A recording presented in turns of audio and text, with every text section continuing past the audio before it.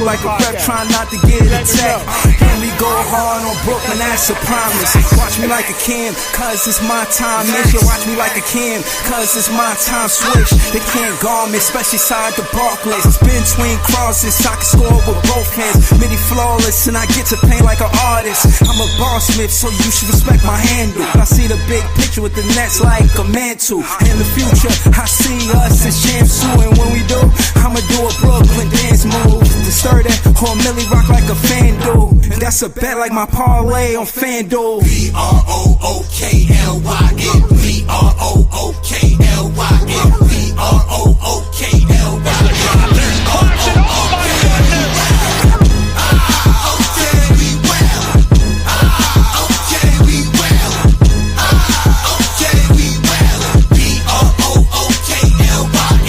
When you establish a culture, that's what you do every day. That creates one thing, that it's your identity. Alright, that's how you are seen by other people. If you work really hard and get 1% better every day, you're a competitive group. That means that you fight. Oh, what a move by Sharp! Counting a foul.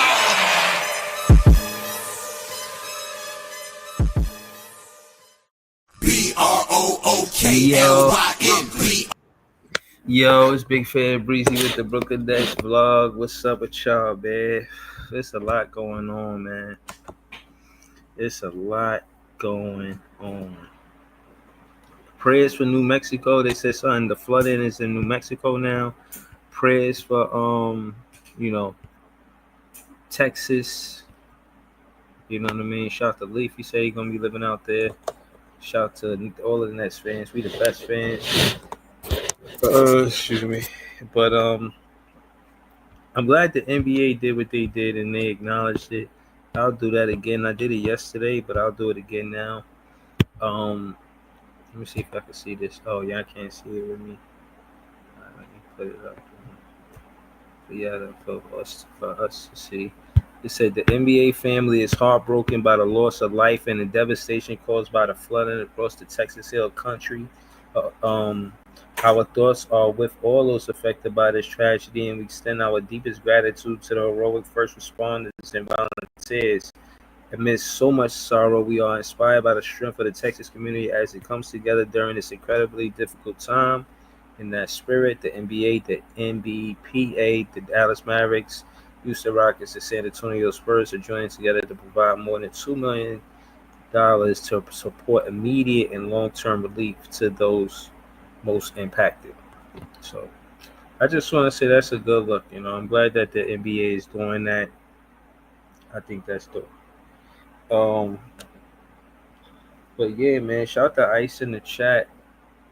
Definitely gotta get Ice on the panel. Ice be watching the Summer League games, man. Y'all gotta subscribe to my yo, man. I know a lot of dope Nets fans, man. I'm gonna just put it like that. Ice is one of them.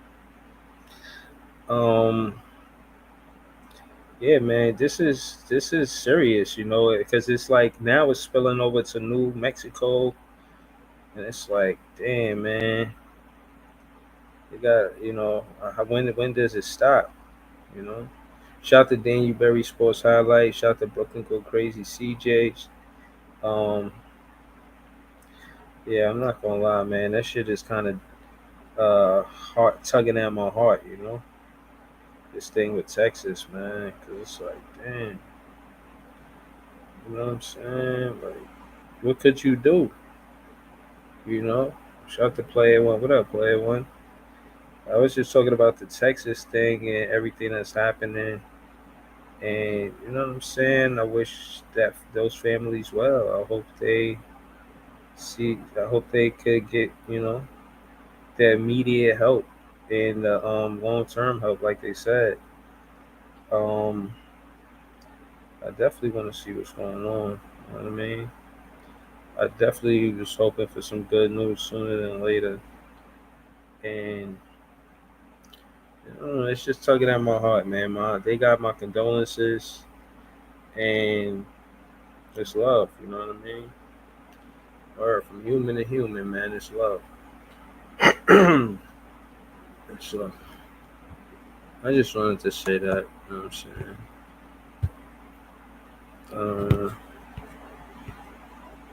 Let's see. There's a bunch of different content. I ain't necessarily wanted to watch everything at the moment. Let's see what I wanted to start with.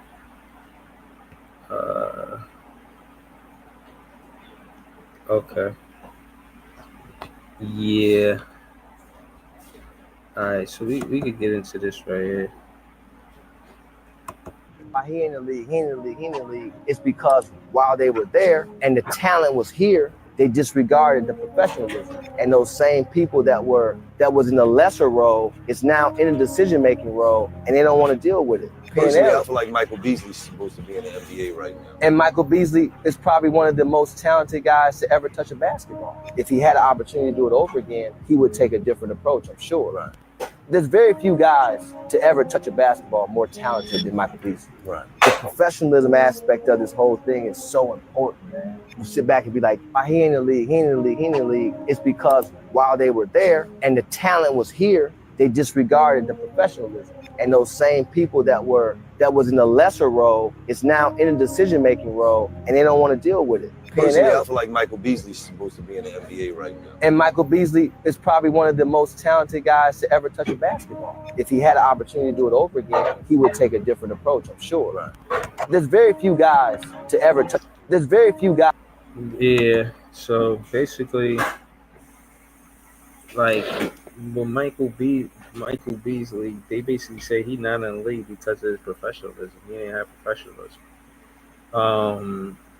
And that's just sad to hear, man, because he's definitely talented enough to be in the NBA. You know what I'm saying? So to know that he's not in the NBA because of professionalism, it goes to show that these are professional athletes. The NBA is hiring you to be a professional and to be an athlete. They're not just hiring you to be an athlete, they're hiring you to be a professional athlete. So yeah, they want you to wave to the old people and kiss the babies. Yes. That's what they want. They want that for sure. Shout to Ice. What's the word? Ice, talk to us, man. Yo, what's good? You know what I mean? What's the word, man? Tell them where they can find you at before we get into it. You can find me on Twitter, TikTok, Instagram, the Tip Off for Brooklyn Net podcast. You heard? All right. I was just watching this clip. Did you see the clip? No, I missed the clip. I have to restart my phone real quick. That's cool. I'm about to play it right now. Few guys to ever touch a basketball more talented than Michael Beasley. Right. The professionalism aspect of this whole thing is so important, man. You sit back and be like, why he in the league, it's because while they were there and the talent was here, they disregarded the professionalism. And those same people that was in a lesser role is now in a decision-making role, and they don't want to deal with it. Personally, I feel like Michael Beasley's supposed to be in the NBA right now. And Michael Beasley is probably one of the most talented guys to ever touch a basketball. If he had an opportunity to do it over again, he would take a different approach, I'm sure. Right. There's very few guys What you got on that, Ice? How you feel about what you said? Yeah, some guys don't believe that they need to adjust. You know what I'm saying? Like it's not about all about talent. You know what I'm saying? As we talked about, even with Cam right now and all that, everybody that needs a contract, it ain't all about talent, and it ain't all. You know what I'm saying? When you go to work, you got to remember you had a job. You know what I'm saying? Even though it's hooping, you still got to remember everything that come along with this job matters. You know what I'm saying? The people Yeah, you for what meet. it's worth, he not messy at all. You No, know, you yeah, don't hear him on podcasts talking bad about the Brooklyn Nets. You know what I mean? See no, I guess, subtle shots at the Brooklyn Nets. Nothing. no, Nothing nothing. but nothing but professionalism. Yeah, you know what I'm saying? So, it's just sad to see somebody like that not in the league that's out here just, you know what I'm saying? Just balling out. And he, you know what I'm saying? He was in the league and he out. And there's a few guys that's like that. He ain't the only one, you know what I mean? But he is talented though. You know what I'm saying? Yeah, no. Player one said, he's absolutely right. Guys like Melo, Boogie, Beasley were out of the league way too soon because of unprofessionalism early on in their career. By the time they fixed it, it was too late. Um, yeah, I think that the professionalism definitely goes a long way. Somebody who is the epitome of professionalism is Jock Vaughn and Ime Duko. When you look at Jack Vaughn and Ime Duko and their basketball career, for them to be where they are, to be still connected, that has everything to do with professionalism. Because it wasn't like they were such great athletes, but they were, I don't know, system guys for lack of better words. Wait your turn. Not to say it like that, but they didn't kick up dust. They understood.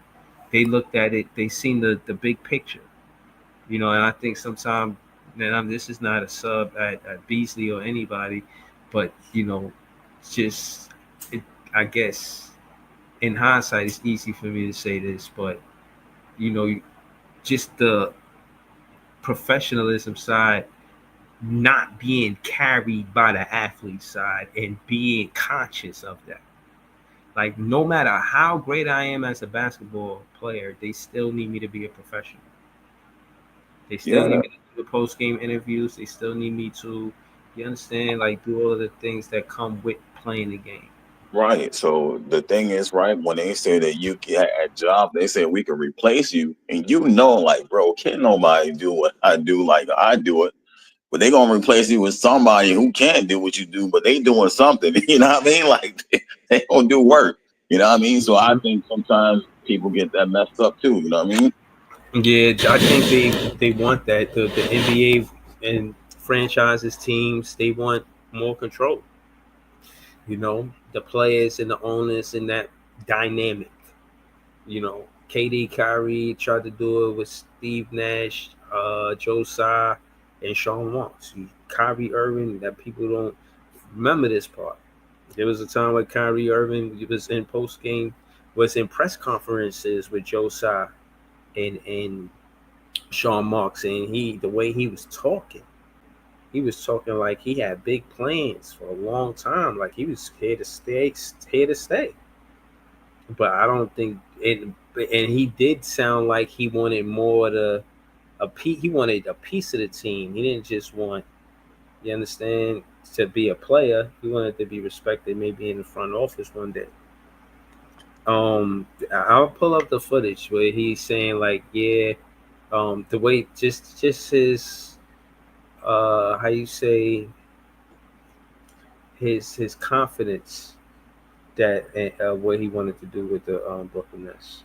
Um, but we got This Is JTV on the panel with us. I was on his show earlier, a different show. Well, I wasn't on the show. I was in the chat. But But word.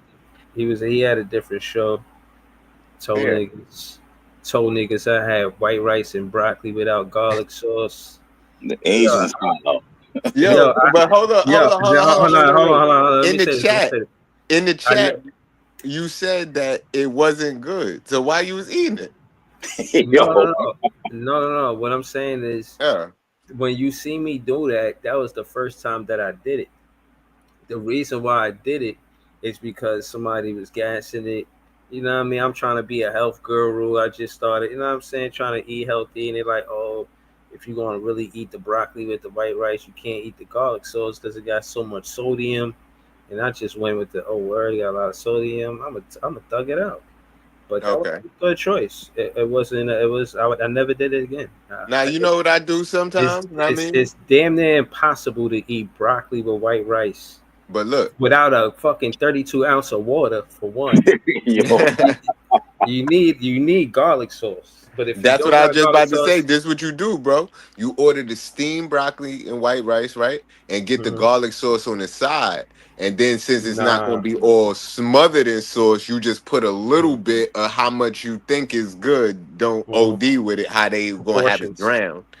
You know what I Hmm. mean? Just put a little bit, just enough to make it sauce I flavorful, do. but not Yeah, over. You know what I mean? yeah, I do. I do now. Now I know how to do it. You know what I mean? But back then I was just, starting off. You know what I mean? Feel you. Like I Feel you. was, word. That shit real, bro. Um, but yeah, man, that show was dope. Shout to the different show. Shout to D Rock Obama. Got my ticket. You Oh know what I'm shit! saying? It's going down. Hopefully I could go. You know what I'm Oh saying? man. Hoping to go. You know what I mean? But I want to say that I got my ticket, and from what I know about D and J music together, it's dope. Y'all already seen me. As a matter of fact, far as just interviews, Jay might be the most reoccurring guest that I interview because he always got new music. So anytime he come out with new music, I'll be trying to get an interview. You know what I mean? So Word. the last time we heard their music, it was fire. Hopefully, some of the songs that we heard last time you was here, you gonna play those. That'd be that'd be Yeah, great. we should be doing some of those. I mean, we for the set list that we came up with, it's like a little bit of a journey. It's some of the shit that when we first started, some of the we did one freestyle, did a Yeah. some of the new shit, some of the shit that we did that my boy produced, my boy Sell Beats. So it's we taking Hmm. them on a journey, but it's gonna be a vibe. Shit, I was gonna tell you maybe I don't know if you had a babysitter, but I was like you should have brought your lady. Know what I mean? It'll be it's a momentous occasion. Yeah, nah, I ain't got no babysitter. But that's dope. You inviting her though. I'll tell her. But yeah, bro, trust me, I love y'all music. You know what I mean? But you know, this is why I'll be wanting to interview y'all so I could, you know what I'm saying, let the world know how dope this music is. You feel me? Like I already know. The world need to know now. Facts, That's facts. I appreciate that, but that's how that's how it is. Like you always need. Like whenever somebody blow up, it ain't never just one person. It's always a team of people working together to accomplish the goal. You know what I mean? yeah, no, that's all facts. Well, like I think that this mixtape to work between me and you and Ice, you know what I'm saying, it's gonna take for all of us to be doing our thing, spitting hot fire. All right. You know, like what if it's just one pop verse, then niggas can be like, yeah, it's alright. What you said, Jay, one of my favorite lines when I became a fan of Jay music, he said, if you have nice, that means you have whack. I said, damn. Oh, that That's wasn't me. cold. That's Styles P. I That's thought that yo, was your boy this whole yo, time. that ain't me. That's Styles P. yo, I ain't take damn. credit. Yeah, I can't take credit for that one. Yeah, I'm about to say, yo, Jay, you nicest, yo, you nice. yeah. When he said, I thought that was him, bro. Maybe But I'm it gassing. is that is the truth. You know what I mean? But Yeah, facts, it's facts though. Right. it's either Well, you nice or you not. No. word. Hold But on. Shout to Easy. He said, what we talking about?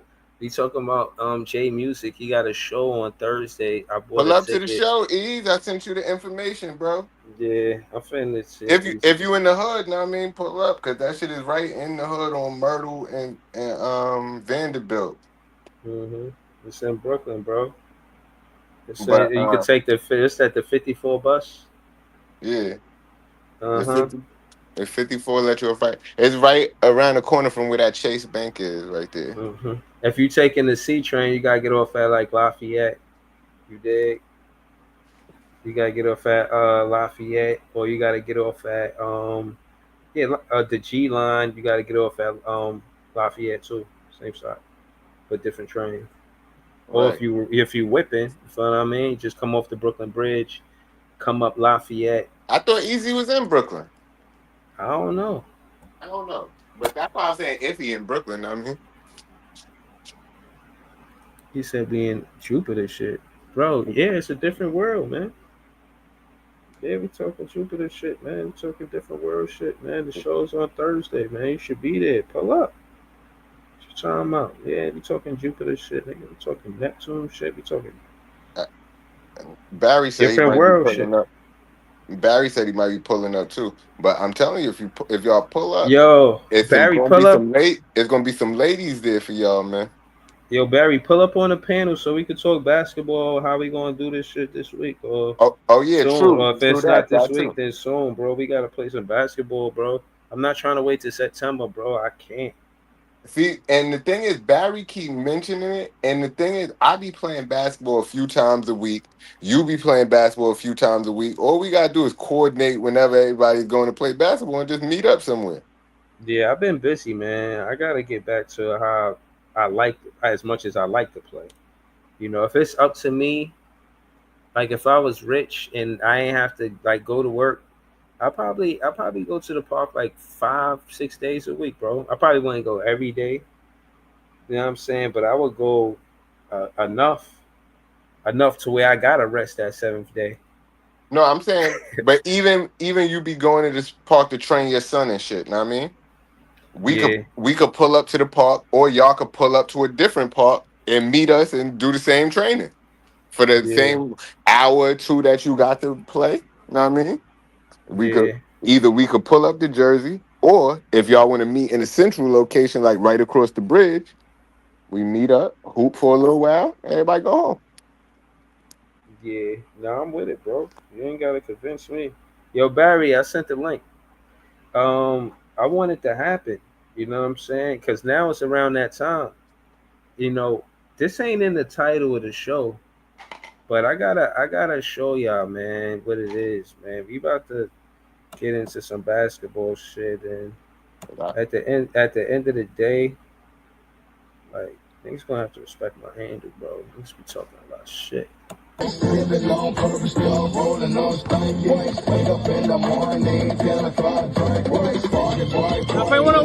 You know, man. I be trying to look for the volume to turn it down. Niggas said they was gonna beat you off the couch, bro. Yup. I couldn't believe he said that shit.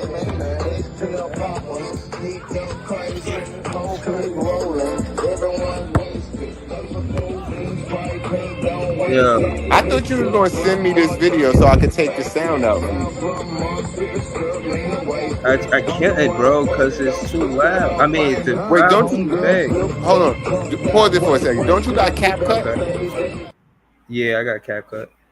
If you just upload the video into CapCut, and then once you upload it into CapCut, go to sound settings or volume or something, and just turn the volume all the way down. Okay. I'm gonna try to do that right now. We got Easy on the panel with us. Yo, Easy, what's the word, Easy? Yo, Easy, nah, Easy, he there. Give him a minute. Give him a minute. Chop Give him a cheese. minute. Yeah, Nah, chop don't cheese. do it. Don't do it to him. He good. He good. He good. Yo, chopped cheese is good at night too. Like chopped cheese is a snack for in the afternoon and at night, man. Yo, chat. I just want y'all to know niggas about to take 30 minutes to talk about nothing. I'm gonna be back, but niggas about to take 30 minutes to talk about nothing. So I'm gonna be back, my nigga. I'll pull back up when we talking rock. Bruh, you can't be serious, bro. Nah, he's serious. He dead ass. I really play. Hold on, I really play basketball. You talk about night, bro. We really got a whole annual Knicks fan game. Easy. If you don't play Not even- basketball, just say that, man. Just say I don't play Oh basketball. shit! I talk about basketball, but I don't play basketball. I rather you just say that, opposed to you making it seem like we not talking about nothing. We talk about actually playing basketball. Oh, you pull right back up. Oh, we talking crazy now. We talking greasy now, my nigga. We talking crazy now, right now, my nigga. Easy. That's how he got me on the song, bro. That's how he got me with this anthem, bro. He got you pulling up. Hey, Ice. He don't want this right here. This is an old man we talking about right here. He don't want this. He better sit his ass down and start talking crazy like he a young nigga. You better sit your ass down, my nigga, and calm the fuck down. Fuck it's going crazy. It's going crazy. So you better sit down and calm down, nigga. You better sit down and talk about rock, nigga. You talk about playing ball, nigga. You ate 4 chicken wings and threw up on the court, nigga. Nigga, I do this, nigga. Oh shit! Shots fired. You better hold the fuck down, nigga. I don't eat chicken no more. Give a fuck what you eat, my nigga. Oh shit! Nah. You gotta respect that. He said you ate 4 chicken wings and threw up. Nigga said I don't even eat chicken no more. It's different now. Yeah, niggas eating cheese, niggas. That's what's going on, nigga. That's what's going on. You heard? Man. Yo, listen. I tell you right now. Turn the TV off. Turn the TV off, nigga. I had a breakfast of champions before I play basketball now. You know what I'm saying? Yo, listen. All this talk could be settled, man. We trying to meet up the hoop on Friday, man.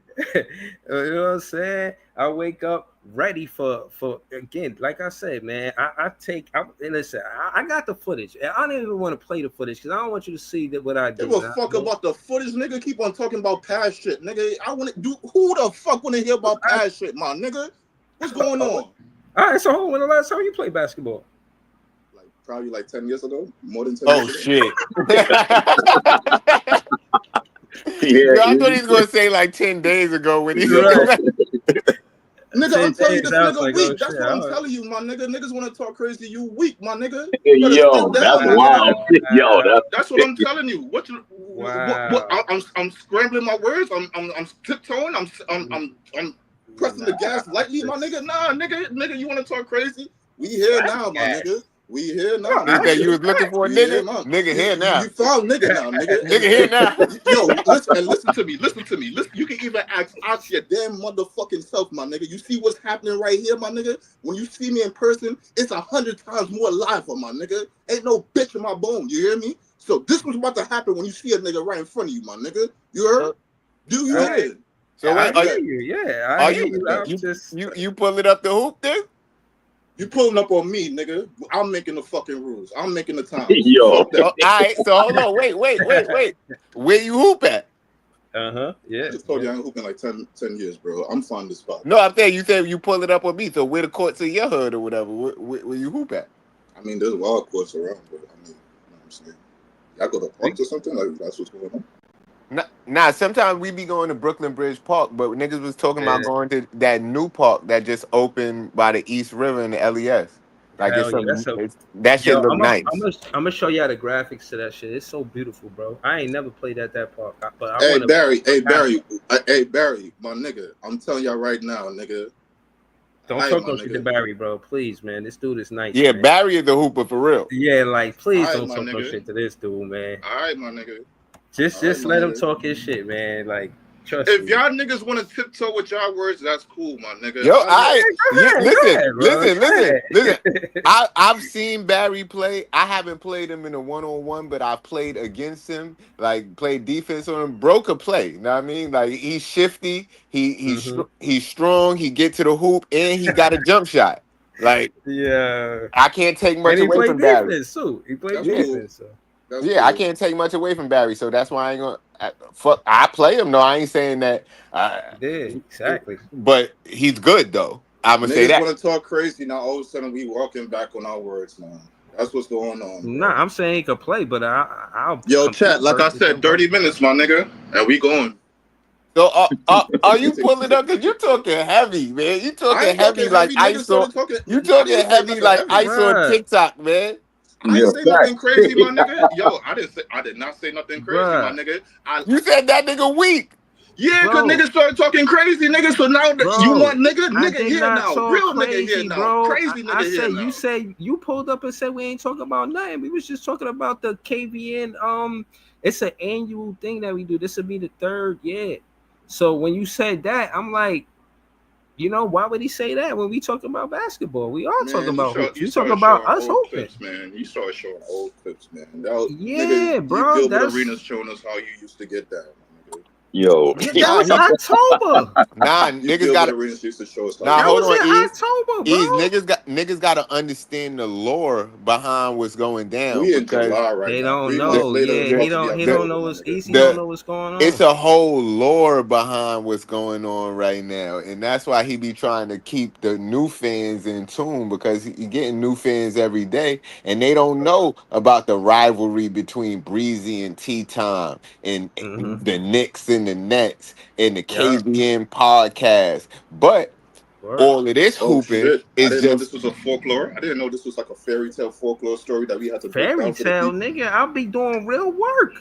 Okay, my fault. Autobiography. Do it, Didn't know bro. this was an autobiography. Bruh, it's the summertime. We not talking about it and just, I don't know, just shits and giggles. We trying to situate a day for us to play. You talking about 10 years, nigga? We trying to play in 10 days. Yo, hey. Yo, ice. Niggas gotta go back to school, my nigga. Niggas gotta go back to school and clean out the earwax out the ear. How did me not playing in 10 years result to, we about to play in the next 10 years later? My nigga, come on, sir. What we 10 doing days. Here, We trying to play soon. That's what we talking about. We talking about playing basketball real soon. Like maybe first even off, the week is about to 10 rain, days. so I don't know why you even picking. Oh yeah, that's a fact. I week. forgot about that. So like you I gotta even look at know the that. weather. I forgot about that. Like I said, bro, 30 So minutes. Friday might be a wrap. Friday might be a Niggas wrap. don't even know the weather, but want to just ball out, bro. So niggas wanna Hell yeah, niggas want to ball. Yo, first of all, hold on. Even when it's raining, hold up. No. Hold on. Niggas want to just say something crazy. I was going to the park in the winter Imagine if you time, pop up nigga. Friday, nigga, and it's downpouring, my Nigga, when it was, even know. yo, I got footage up. Check, it was winter time. I was going out there in the windbreaker, getting it on and getting shots. That's crazy work, my nigga. Niggas could have went to West 4th inside of a building. Nah, I ain't got the gym membership. I ain't feel like paying for that, so I just went outside and hoop. You know what I mean? And it wasn't even that cold this winter. For the love of the game. For the love of the game. Yo, I was thinking about doing a series on my TikTok, just going to every park in Brooklyn and shooting the 3-pointer. Bro, I done alleviated stress because of basketball, bro. Going through real shit in my life. Went to the basketball court, felt better about it after I hoop. That's a fact. I only be going to hoop because my fucking back be hurting, but then when I go hoop, my shit don't hurt no more. I don't know. Basketball is medicine, man. I don't know what it is. See, and that's the thing with Ben Simmons. I don't understand why you ain't hoop more. Maybe to stop hurting. Nah, bro. I ain't hooping.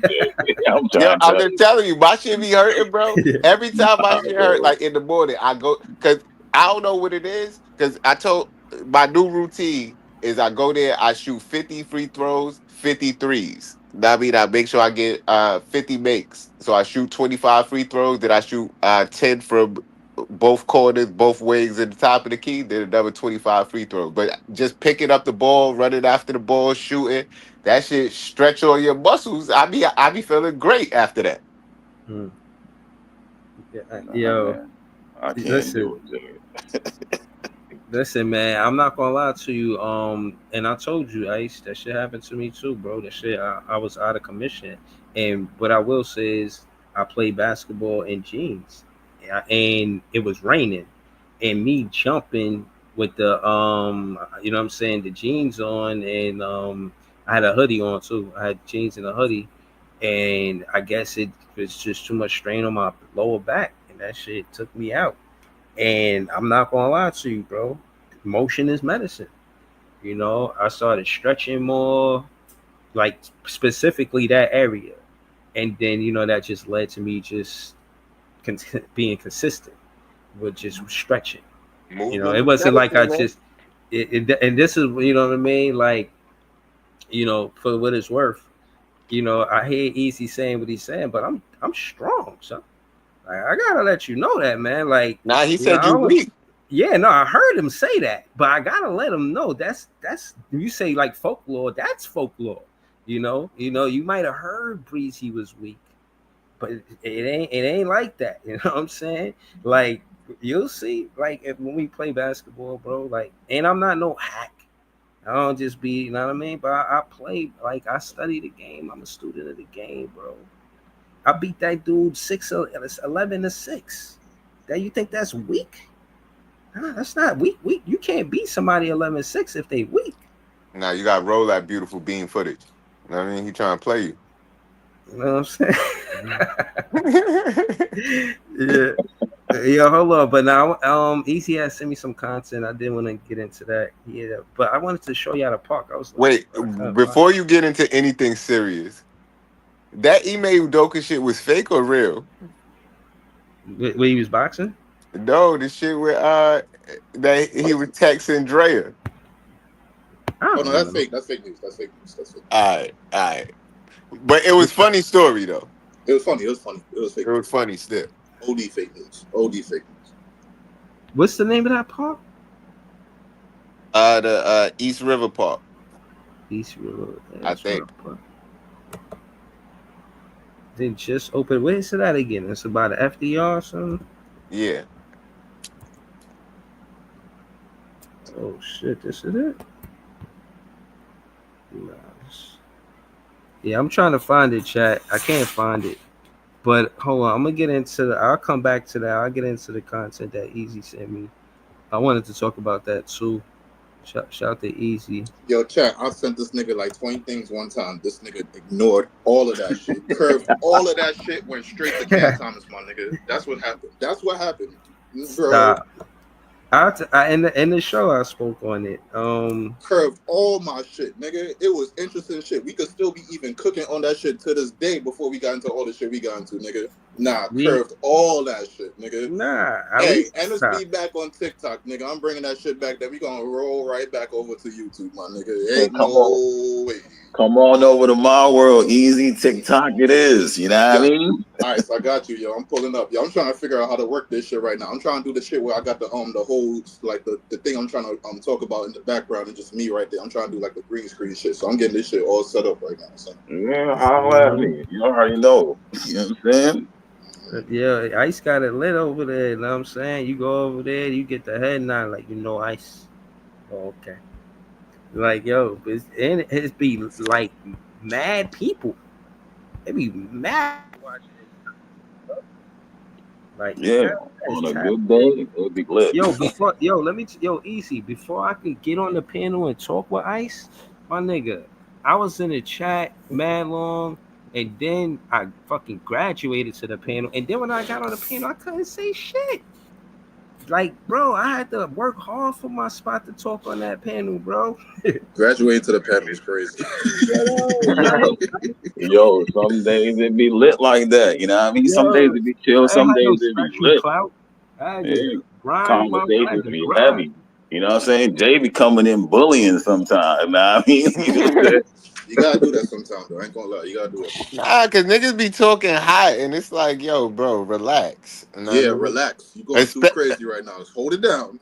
Facts. Calm down. I know you animated. Calm down. Especially when they be trying to talk about the Brooklyn Nets on my boy.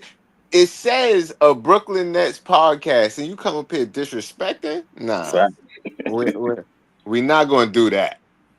Well, let me say this. I saw a disturbing picture. I'm listening to Breeze. Hopefully he puts it on the screen.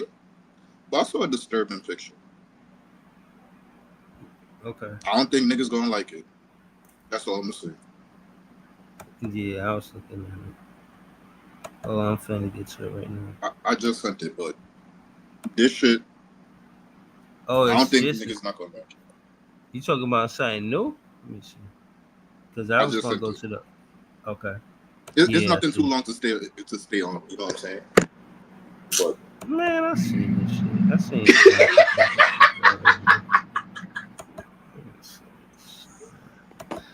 Like these dudes, they just doing their job, man. You know, they doing their job. I really don't like the content. I'm gonna keep it with you. I'm for everybody to see that I'm not a biased content creator. You guys could come over here trying to sully up Cam Thomas if y'all want, but He contribute to winning, I think, is a big question around the league. okay, my Tim, guess that's is Tim that he McMahon is. and kind of long. Oh. Why hasn't he? I would say Cam Thomas wants to get paid, and apparently that's hard to eager to pay him. I think that's probably the simplified view of that whole situation. And he's a pretty polarizing player around the league. The guy obviously can score, like he can get buckets. Can he contribute to winning? I think is a big question around the league. My guess is that he is back in Brooklyn when next season starts. Probably not on a long-term deal. Thomas, why hasn't? Cool. Listen, long as he come back to Brooklyn, they'll work out the business. The business side will work itself out. I'm not worried about the business side. Like I said, y'all heard me, for lack of better words, say, all right, fine, they got it on the business side. They, got the upper hand on Cam Thomas on the business side. That was never my soliloquy for the most part. You know what I mean? I was talking about how I think he meshes with the rookies, and I think as far as windows and winning with a second-year head coach and with the Nets specifically as a franchise have going on, there's not a better player than Cam Thomas for this team right now. No superstar want to leave a situation and come here. They to a certain extent, the free agents are watching what the Brooklyn Nets do. They're like the whole MPJ thing is because of Jordy Fernandez relationship. That got nothing to do with Sean Marks. You understand? So what I'm saying is, it's like it behooves the Brooklyn Nets to I won't say cater, but definitely consider that it left a stain on what it could have been with Kyrie, Katie Harden, and Ben Simmons, or how that whole thing played out. You got a chance to write all of that. You know what I'm saying? So even what they doing with Cam Thomas, because they're gonna look at it like, wow, look, they paid Nick Claxton, they paid Cam Johnson, they took on Ben Simmons' contract. They do all of these different things, but they don't pay Cam Thomas. I'm just saying, people are gonna. It's not just me, people, but as far as how they conduct business and how they do it, how is it gonna look to the rest of the leagues, to free agents that might want to come there? You feel what I'm saying? Like, I'm just saying. And then we know how the rookie contracts is. Everybody talking about Kuminga. These draft picks see what's going on too. Maybe they not coming to the team now, but when they contract up from that 4-year contract or whatever, or I don't know if they get traded before that, and they get to decide. Sometimes these players do get to decide. That's what they don't tell you. They get to decide. You want to go here, or you want to go there. But we trading you for sure. But you know what I'm saying? Where you want to go? I mean, maybe they do get the decision. I don't know. I'm just saying. It behooves the Brooklyn Nets to do good business.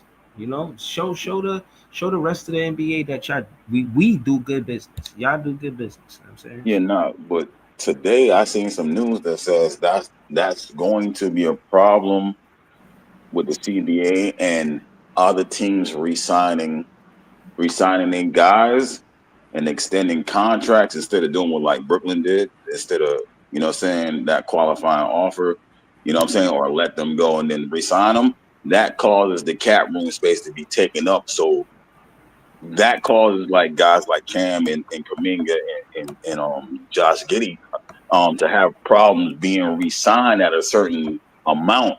It's because it's just not Brooklyn. It's just the NBA. The NBA itself is going to have that problem. Certain guys are going to get their contract squeezed. You know what I'm saying? Smaller. You know what I'm saying? I'm with you, what it Ice. should be. I'm with you, Ice. I just don't like that Giddey, out of all of these guys that we talking about, he was featured the most. OKC let him rock, and Chicago let him rock. Cam Thomas ain't getting minutes like Giddey. You know what I'm saying? Yeah, Shit, Cam Thomas ain't he out of all of the players you mentioned, Ice. Cam Thomas probably had less opportunities out of all of them. Not facts. But I'm saying Josh put up numbers and he still ain't getting. You know what I'm saying? He's still not getting that contract, bro. You know what I mean? So to me, it matters and it doesn't matter at the same time. It's just the timing and the money situation with the NBA is just, you know what I'm saying? Like the what is it now? The CBA contract, the money issue that they made it like that. You know what I'm saying? So it just makes it tougher at this time for them. It's just like bad timing. Like I said earlier, it's bad timing for them. What I'm saying is, I don't dispute the money side of it because it is what it is. We finna go to Joey BK, Shaka Ice, and Easy. We gotta get back to Easy too. I'll land the plane saying this because I want to go around the panel. He does, and Cam Thomas does impact winning. I wish people stop saying that. I can't think of another drafted player by the Brooklyn Nets that got more game winners than Cam Thomas. Like game winners. Like stop saying he don't impact winning when he was leading the fourth quarter in points. Like even if it was a small sample size, it's going against that comment, that statement. I don't. That's my pushback towards. So I wish fans stop saying that. But go ahead, Easy. Just when you done, Easy, pass it to Joey BK. And I just want to kind of listen to Ice and Joey BK and Easy talk about whatever. My question is, how much is a qualifying offer that they offer Cam Thomas? That's my question. $5 million, like 5.3 million. So essentially, the qualifying offer doubled your pay. Because you was getting $2 million last year, you're going to get $5 million from the qualifying offer. Yeah, no, I mean I forget the numbers exactly, but at the end of the day, I just feel like, I just want him to. For one, I like the fact that he did hold out, and I like the fact that he did hold out, and you know what I mean, could stay business savvy.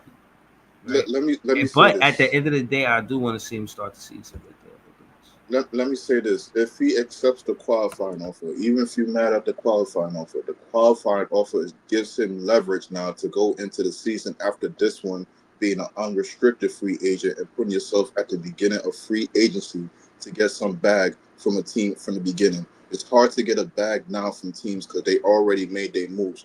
Cap space is already in.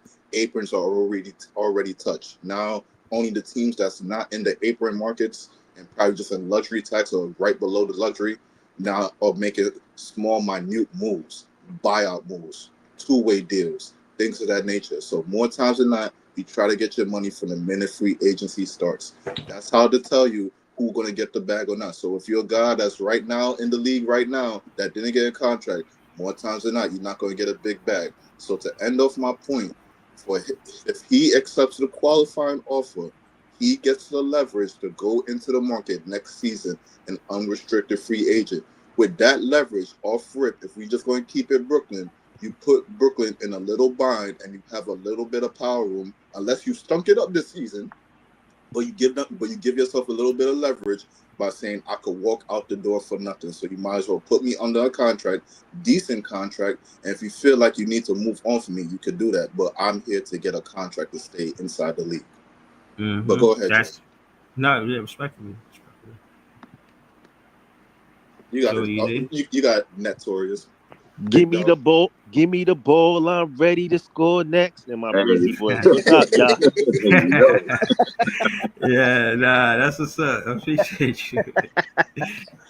What up, Joey? What up, Notorious? What's good, fam? That's family. Hey, Easy. I feel you, dog. But come on, bro. Just because he getting double. They offered him double what he was making. Don't mean it's not nasty work, my guy. Come on. But Joey, but it's the qualifying offer. It's the qualifying. It's not a contract. It's the qualifying offer. It's not like I'm giving you a contract. I think it's still. I still think it's a little bit. I think it's a little bit. It's a smack in the face. I mean, granted, Cam asking for $30 million. I don't know where that rumor came from. I don't know if that's official or not. Nasty. I think that came from the team. I think that's bullshit.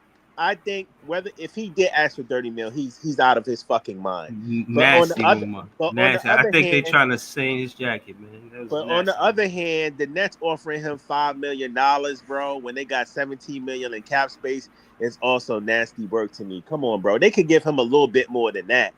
Like, He probably damn. looking at other 25 point per game scorers and Like, seeing I what they mean, make. all Hold I on. want to know this is the secret question. What are they saving this 17 million in cap space for? What do they got planned for? So real quick, so with that 17 million, at the trade deadline, you could start taking on bad expiring contracts, and you could make some Man, trades to fuck get all some that. draft picks. Okay, cool. How many fucking bad experience we gonna take on? How many draft picks we need? We got the most fucking draft picks, or the second most Facts. behind OKC. Facts. Like, Hold on. damn, Yo, man, hold What on. we do with them, Joey? What we do with them? Listen, hold on. I just want to Man. say this real quick. Let me just intervene real quick. Before the draft, everybody said we need a player better than Cam Thomas. After the draft, you got Gary. His next episode. Is it time to go the other way from Cam Thomas? I'm gonna tell you right now, Gary. I jumped in your chat and said no. I should have said hell no. You know what I'm saying? Let me go ahead. Let me respond. Go ahead, Gary. Jump in this, Gary. Jump in this. I just want to land the plane. Can I just land the plane? And then Gary Go ahead, then pass it to Gary. Okay, my thing is Brooklyn Nets. When is the cupboard too fucking full? Like, what are you guys gonna do with all these fucking draft picks, my G? Like, y'all drafted 5 players this fucking year. You still trying to take on all these bad contracts to collect more draft picks. Like, what are you trying to do? Use those to turn them into a trade or something? I don't know. From my opinion, just pay the man Cam Thomas. You don't have to give him. You don't have to clear out all the rest of the cap space for him, but you could give him a little bit more than fucking $5 million, man. That's all I'm saying. That's just you. Go ahead, Gary. Look, I want to preface it like this. I want Cam Thomas to be a net. Okay? That being said, the Nets don't value him. They never did. They didn't want to draft him. They didn't want to play him. And he's just kept proving his worth. They drafted 3 guards and another guy, a 2-3. He's not a part of their future plans. He's not. They're saying that right now there's no trade market for him. If you give him a 6-year, the $6 million qualifying offer, he's gone. My fault. He was making $4 million for the year. My fault. He was making $4 million for the year. But I'm saying the qualifying offer is for 6, right? 6. And yeah, the qualifying 5.99. So call it. If 6. you give him that, that's disrespectful. He's not resigning with you next offseason. So now you either have to try to trade him at the deadline or lose him outright. Or we could just free up the space because and acknowledge he's, for better or for worse, whatever you may think of it, he's not a part of our long-term plans. I told this when I was on Connor's show. Michael Porter Jr. is going to be here longer than Cam Thomas is. When Cam Thomas is long gone, Michael Porter Jr. is still going to be here. It's still wrong. First of all, let me finish real quick. Let me land the plane. That's fucking spam. Let me land the plane real quick. You gotta be careful, Bruce. You gotta be careful. So you might as well just free up the cap space, get him off the books, and offer that money to Kuminga. Hell no.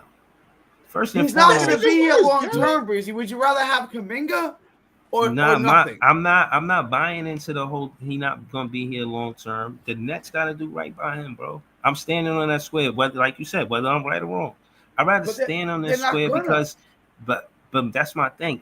That's why I'm saying I said this last stream. I don't vlog about what they want to do. I'm telling them they should listen to me. They should listen to Big Fan Breezy. They should be tapped into the podcast, listening to why I make sense. I make sense because Cam Thomas played next to every teammate and he played good next to every teammate. Cam Thomas showing you that he don't have to be the number one option, even when he deserved to be the number one option. You want these players to come in here and be able to facilitate. They're going to need somebody who want to score. Like you just think they got a pass happy guy passing it to another pass happy guy. No, some of these pass happy guys got to pass it to a score happy guy. You want to take the one score happy guy and make it seem like the way y'all want to do things is the best way. It's not. That shit it's not the equivalent of winning basketball, not having any shot creators on your team. And don't sell me this Jonathan Kuminga. He's a wing and he's 6'7". Yo, bro, at the end of the day, he's an underwhelming 7th pick from the 2021 draft. Cam Thomas, he went overestimation for the 27th pick. So you talking about a player that was you know what I'm saying? It's underwhelming for his pick, and a player that was overwhelmed, better than what his pick was. I'm going with the player that exceeded what the expectations was at the 27th pick over the player that was on the championship roster. And don't make it seem like Kuminga not the Andrew Wiggins prototype, because he is. He is. He thought he would do what Andrew Wiggins did. They would have given him minutes. Just because he a 7th pick and he didn't do it. Bro, Kerr didn't see nothing in him. Kerr was coached by his assistant coach for Coach Pop. And y'all want us to buy into him? What free agents came here that won championships and ain't do shit. And he supposed to come in. We supposed to pay him instead of pay Cam Thomas. I'm insulted. I'm not saying what you should do. I'm saying they're not going to keep Cam Thomas here long term. They don't want. They should. I agree. I agree, Breezy. But like me and you, we get trumped by Sean Marks. Sean Marks' opinion counts more than ours. Tell me why they should keep Cam Thomas for the long term. Tell me why. Give me some reasons. Well, there's only one. Because he's a top 10 or 12 scorer in the league. And he can get buckets from anywhere on the court, logo to the basket, anywhere in between. Cam Thomas is one of a dozen guys in the whole world who can score a bucket from anywhere. So if I'm the organization, I counteract that point where I don't want a guy that's going to create a black hole in my offense. I'm trying to move the rock and have it in the air more than on the floor. So the guy that we talk about right now likes to take more than 10 dribbles in his possessions. Wow. That's a problem. When you didn't play him last year, you have this horrible penetrating pitch offense where you're 3-point hunting, passing the ball around the perimeter with no good 3-point shooters. Is that the offense you want to continue to run? Well, at that point, the offense that we had at that point in time, we didn't have big, long guys that could handle the rock and had a feel for the game. We had a lot of people that didn't even know where to put the pass to, how to make an entry pass, where to duck down to, where to post up at, where to show, and where to give the ball to when show.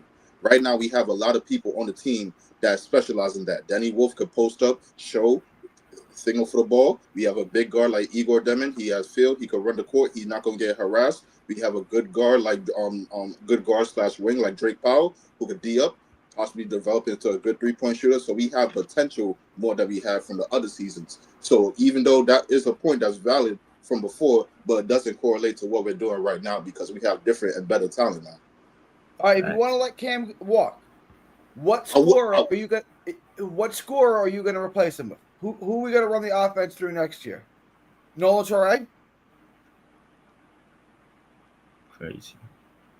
You know what I'm saying? Like, who do you want to run the offense? We're going to score 80 points a game. It's going to be then disgusting. listen. It go the way y'all want, not y'all want. It go the way y'all saying. Then who's going to be the number one option on the team? Michael Porter Jr. But Michael Porter Jr. isn't a guy.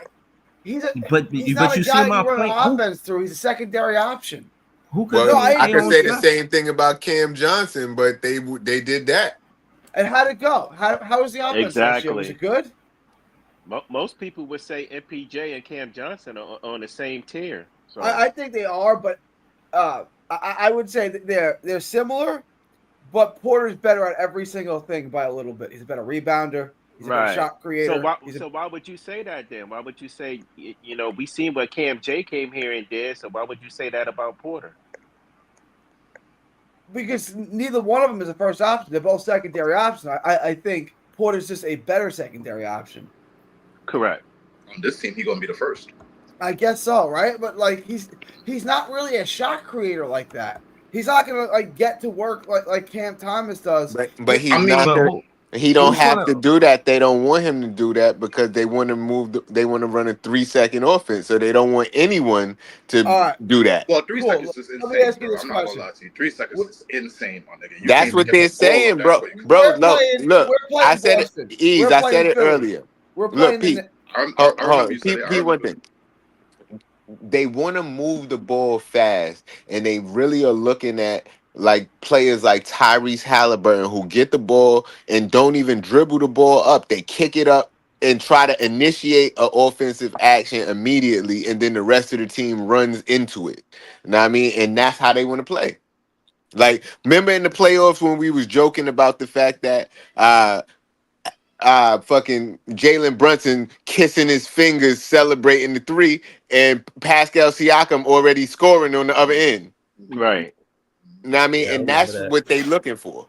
Yeah, they want to do a lot of outlet passes, get up the court fast and score before the defense is set.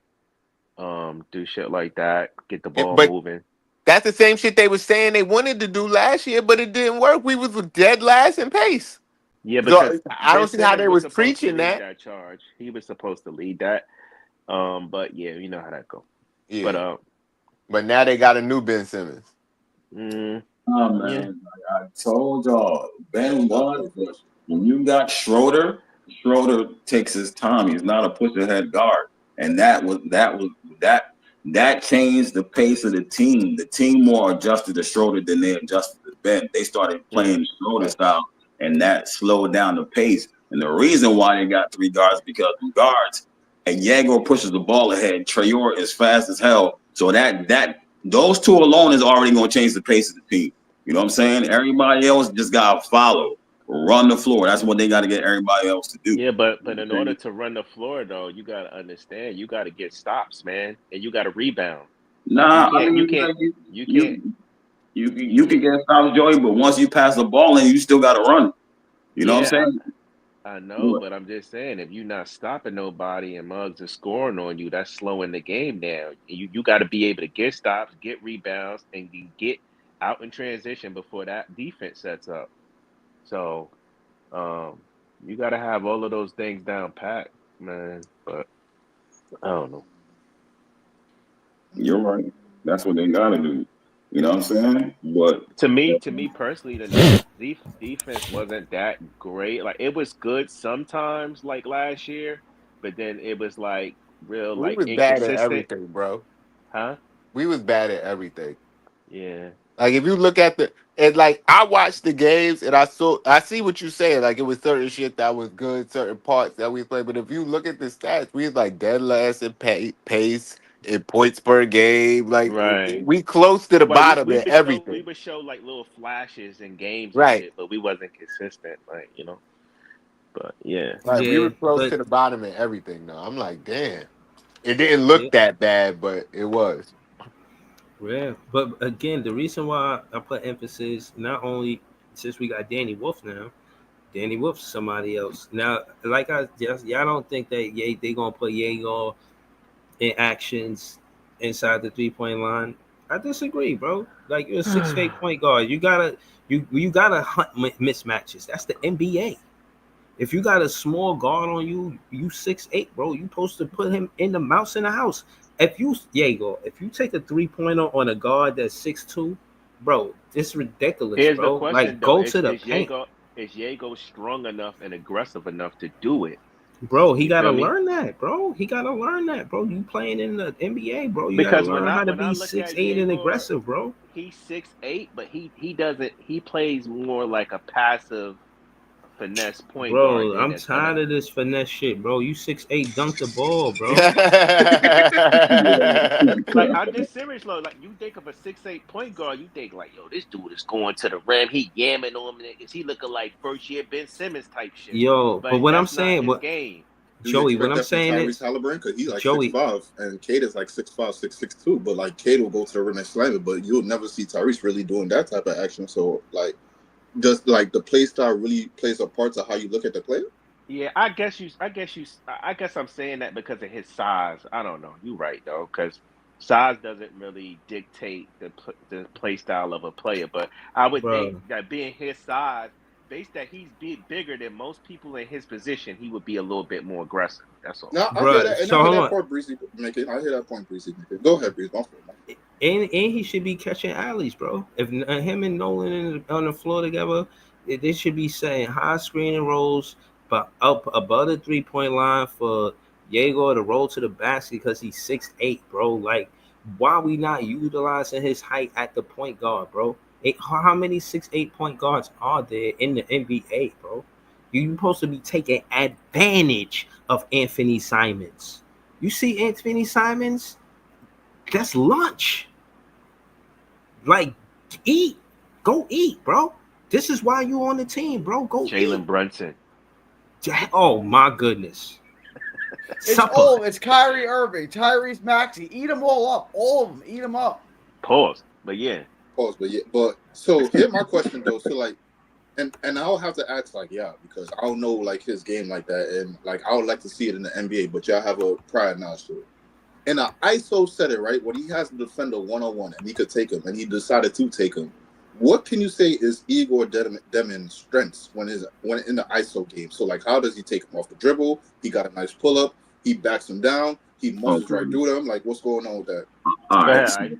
So for him, he needs a pick and roll. He can get around you. He don't got a real bag. That's why I say he's like Tyrese Halliburton. He don't got a real bag. He might hit you with an in and out and step back, in the ISO situation. But really, he needs a pick. And once he gets a pick or a screen, he gets downhill. And when he gets downhill, he could do anything. Pull up. He'll swing the ball across to the wings either side, or he's swinging behind him for the three. Like, he could find anybody with ease, bro. It's just, you know what I'm saying? Creating 99% of the time, he gonna need a pick. Mm-hmm. You know what I'm saying? That's my thing with him. I see the basketball IQ, but when I watch him play, like I said, I don't really see the handle like that. His handle look kind of loose. He don't got a bag, so he can't really separate like that. So to me, I'm like, damn, bro. I don't know. To me personally, I don't respect niggas who need a pick to get some separation. If you supposed to be that guy and you need a pick, like I'm like, you from that pick, Joey. I need that. Nah, pick, you hold on. You from New? You from New York? You from New York, Joey? Yeah, I'm from Brooklyn. See, that's what I'm saying. What type of question was that, my nigga? What? Because if you listen, I'm gonna tell you how. When you from Brooklyn, that was in a playground with any basketball park I ever went to. The most notorious. This is before social media. Names used to ring bells because of handles. I'm telling you. Me personally, you gotta be able to get to your spots, man. Like, if you supposed to be, especially if you a point guard, like, come on. You see, this is why LA. Go ahead. The only way I can see it being a problem, like if you Curry and you got 3 or 4 niggas blitzing you and shit. You know what I mean? But if you can't take your man off the dribble 1-on-1, dog, most niggas, and you need a fucking pick to get some separation and to get downhill, that's kind of crazy to me. You know what I mean? And then on top of that, okay, you don't got a bag, but can you at least get to the rim strong? Can you bully your way into the paint and be aggressive? You can't. We don't know if you could do that. So, I don't know. But like I said, he does have the basketball IQ thing down pat. I just want to see the aggressiveness. I want to see the assertiveness from Yegor. That's what I want to see personally. What I'm saying is I want to see Yegor pass it to Cam Thomas. Not to say I don't want to see him pass it to Kuminga, but I know what Cam Thomas going to do when he get the ball. You know what I mean? Kuminga might need a screen. He like, oh, shit, I got the ball. Somebody send me a pick. If Yegor pass the ball to Cam Thomas ain't going to need no pick. And from what I can see, I said this yesterday, they score different. Cam Thomas can play off ball the whole fucking game. Like, he could be the 2 guard the entire game. It is not a problem for him. He don't have Cam to Thomas can do everything offensively, really. I'm just right. But what I'm saying is, if they wanted, I don't know, Nolan and Yegor to only run point that game, and that's another thing. It's not like they went out and got 3 2 guards. If they got 3 2 guards, I'd be like, holy shit, all you guys are right. But the fact that they got 3 point guards, I don't want to see Yegor become a 2 guard. I don't want to see Nolan become a 2 guard. I don't want to see Saraf become a 2 guard. I don't know. It just sounds. I want to see Drake Powell. That's it. It doesn't. It just sounds like he's a tweener a little bit. Like he's a tweener, like 1 and 3. Yeah, because it's like he can pass. He got the basketball IQ, but the guy really don't got no moves and he can't fucking dribble. Like how you a point guard and you don't got handle and you know what I mean. So you don't got no moves. So that's you can't get around nobody. So that's one of the things I want to talk about. So I think us as basketball fans and analysts and watchers, I think we're getting. I mean, I know it's position, but sometimes we getting too wrapped up into the position basketball when things could be positions. You could say Igor Demon is a point guard, but then I could even slot him at the power forward spot and give my team a different look depending on the lineup that I have. So I know, like, we doing positions, but the game of basketball where we at right now, because I'm not saying it's like it changed or something, because this was always the thing, even back when Magic Johnson was playing.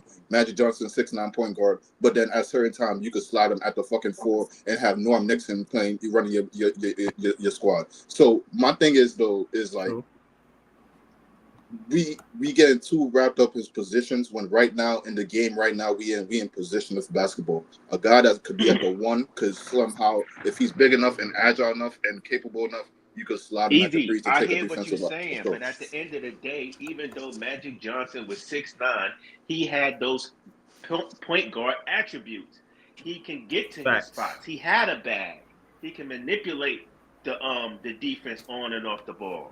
No, but Joey, Diego can do all that. No, but Joey, hear what I'm saying though. Hear what I'm saying, cause like earlier we were talking about the lineups. Like, all right, we think we're gonna put Igor at the 1, and then either Cam Thomas or Drake Powell at the 2 or something like that.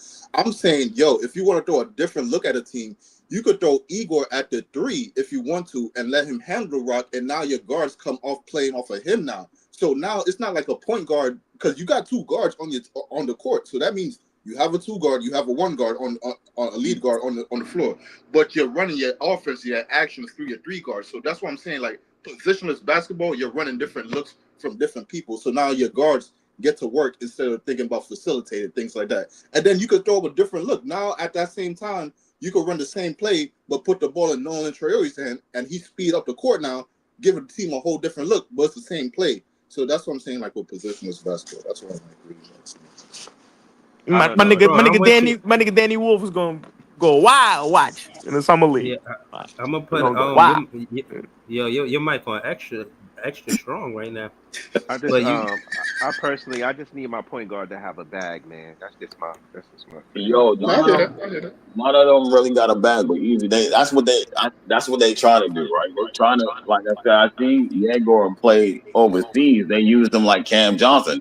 They used him as a 1, and they ran him off screens and had him come around and, you know what I'm saying, off the curl, shoot the 3. So he's capable of playing more than one position on the court. You know what I'm saying? Traore don't really got no bag either, but that dude, like, you're not gonna be on his hip, bro. If he get a step on you, he blowing by you. Speed kills. Like he gonna get by you quickly too. You hesitate and you can't catch up, bro. You know what I'm saying? And him too. Let me rephrase that with the bad thing. I need my point guard to be able to get to his spots, whether it's with a bag or a quick first shot. With the J boy. You either gotta be quick or you gotta have a bag or a little bit of both. Let me ask you a question. Does Tyrese Maxey have a bag? No, he does not.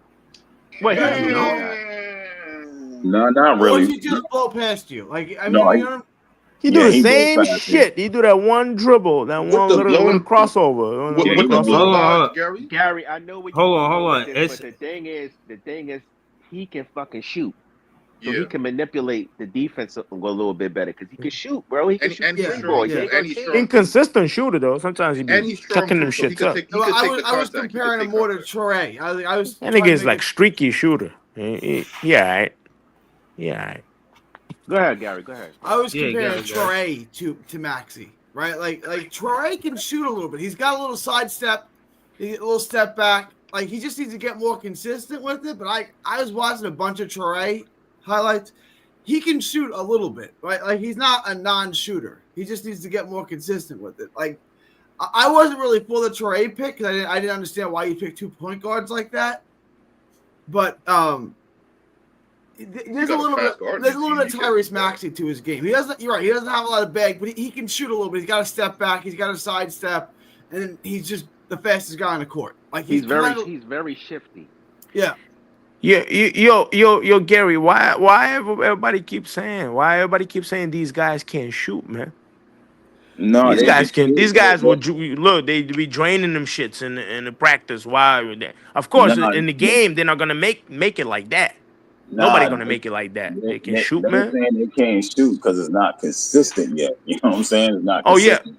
But but not that's another everybody can be a thing. great shooter though. That's wild. That's wild. But But you What's a look, they good need got the shooter? to. nice Oh, form. hold on, hold on, hold People, on, you hold on, need hold on. that from your guard play, bro. Like This everybody being great shooters, like you gonna need your guards to knock down those shots. this is a question for the panel. That's How can crazy. you tell a person is a great shooter? What are you using to indicate a person is a good shooter? The efficiency, Under So the pressure, numbers. So the under numbers. pressure, maybe. So moments. like it's more like to whoever said get into these spots, like, and that's another thing with Jordy Off the Fernandez. bounce. Off the bounce then. Nah, it depends. Like for instance, Cam Thomas was a good shooter when he came as a rookie, as a mid-range shooter, but they was asking him to take 3-pointers, so he looked like a bad shot. You feel what I'm saying? It depends where your spot's at. You like, You could that's still tell another he was a thing. good shooter even when he was missing them threes, though. You could still tell he was a great shooter. Yeah, because they was like, all right, yeah, you really do got the midi. His midi automatic. It's Yo, automatic. He was actually Breezy. Look at the what's the name? Average Joe's Gymnasium's Joe Harris. You already know. You gotta call him like that. Real Average quick, Joe's Gymnasium's Joe. real You quick, look great shooter in the playoffs. That nigga is shit. real quick. Breaking up shit. Real quick, I think when we Trash. talk about good Trash. or great shooters, there's a lot of facets that go into shooting that people just like to ignore and just think like, oh, you're not hitting them at a 38% clip, so you're not a good shooter.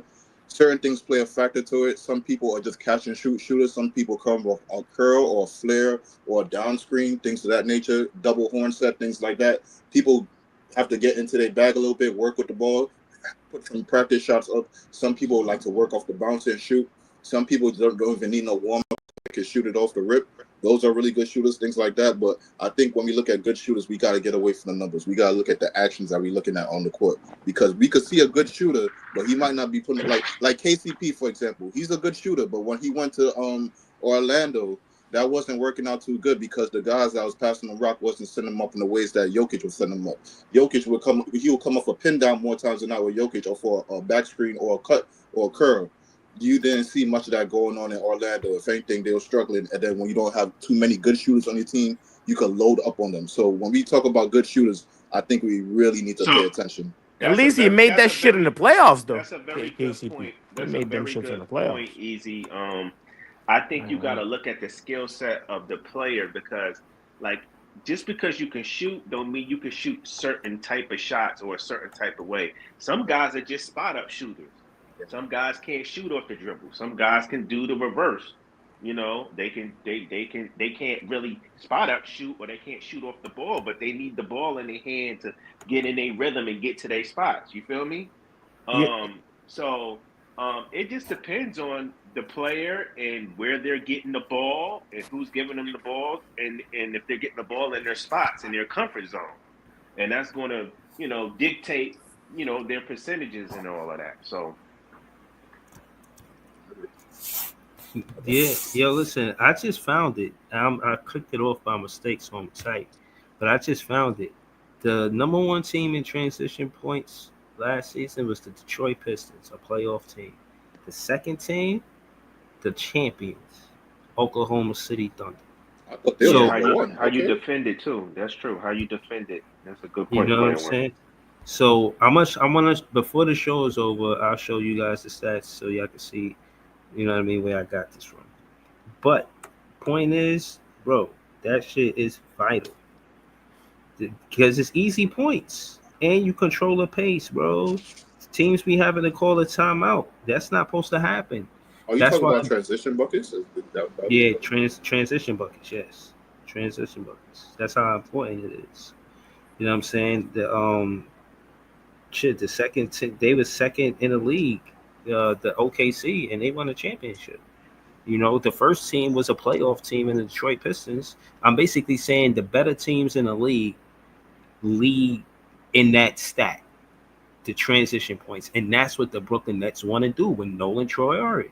That's why I started telling y'all about Cam Thomas. He by default, because he wanted the ball, he became a better rebounder. It sounds funny. But he started rebounding because he wanted the ball, and then, you know what I'm saying, push it up the court. And he what he wanted with it, and that's what they was asking for Ben Simmons. But Ben Simmons and Now he Ice did that. He just can't. He can't attack, bro. He can't attack. Right. He's not Cam Thomas. So like, you could Nah. read the man. You could read him. 6'10", man. He's, you know what I mean. He couldn't physically do it because he wasn't playing at 100%. Because he would run down the court and go to the top of the key and pass the ball off if it was nothing there, or be scared to go in the paint. That's why. You know, He don't want to make no contact. He don't want to make no contact. But there was times I saw him go into the paint, but he just passed the ball out. So like, like niggas could read you. Like, all right, bro, you're not gonna put no ball up, bro. Even in transition, you looking for somebody. So like, exactly, they're gonna play the passing lanes. They're gonna wait for him to pass it back out. Meanwhile, with Cam Thomas, you automatically become a triple threat. If you take the ball off the rebound and you push the rock, you're automatically a triple threat. Two people are looking at you at the very least. Yeah, damn, yo, Breezy. I don't think they want your boy Cam, yo. Damn, Breezy. Real quick, if you can, I need to see the top 10 teams that score the most in transition because I'm looking for. I just had this shit, bro. That's a tricky stat right there. That's a tricky stat because I mean I hear what you're saying, but like there's some things that go hand in hand with it. Like you could be a good transition team, but you're really a good transition team because you're an outstanding defensive team. So if you just causing turnovers left and right, I would assume you should be a good transition team because if you're catching turnovers, that means your offense is running. No, I'm not. I'm saying it's a good thing. I'm saying that when it comes to, Jay saying stuff like, "Oh yeah, they let the chat GBT be the coach." What I agree with is he was joking when he said it. Sarcastically, he said it. AI is a scary shit. Yeah. What I'm trying to say is when that's the situation.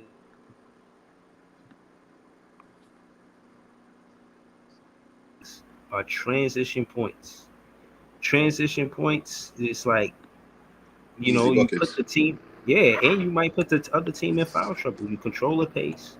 You know what I'm saying? You got the defense on their heels because not only are you, going on a fast break. The first thing is more times than not you're getting a fast break off of a rebound, not after somebody just scored. It's off of a rebound, so that means you was playing good defense.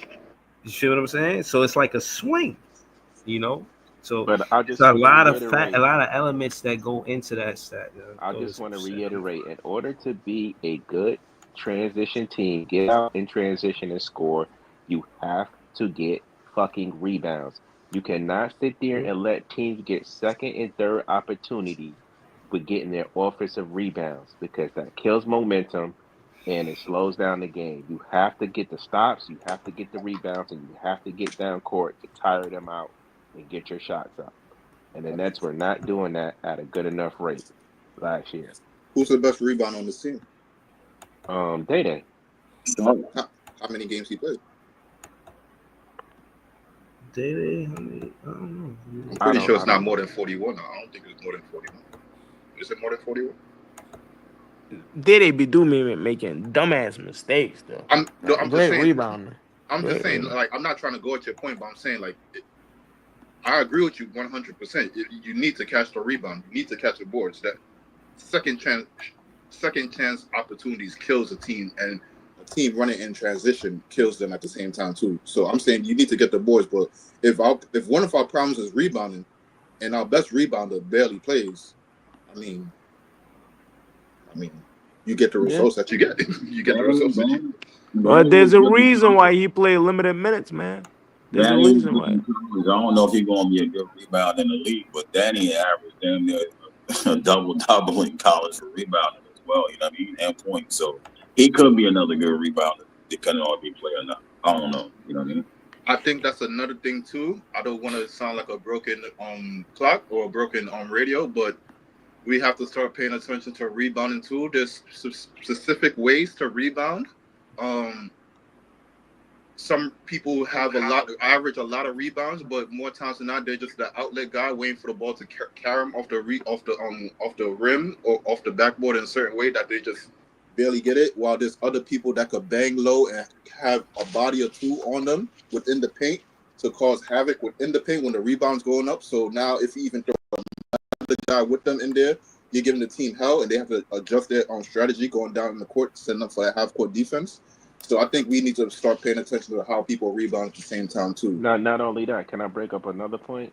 I think it is a plus when you not only have good rebounders, but you got good rebounders who know how to throw outlet passes, who know how to get the ball down court. That is a plus because you got a guy that's boom catching the ball off the rim, and then in seconds he's zipping the ball down court. But at the same time, the guys playing along with him have to know, hey man, once that ball go off the rim, you gotta go. Like you gotta be out. You feel what I'm saying? So Yeah.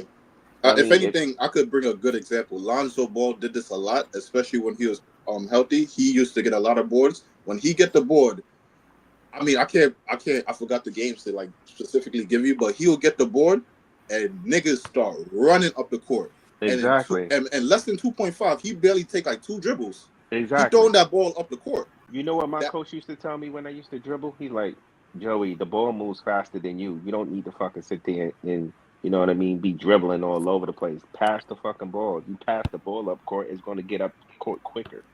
You know what I mean? So Alonzo Ball was he's like a fucking quarterback out there, bro.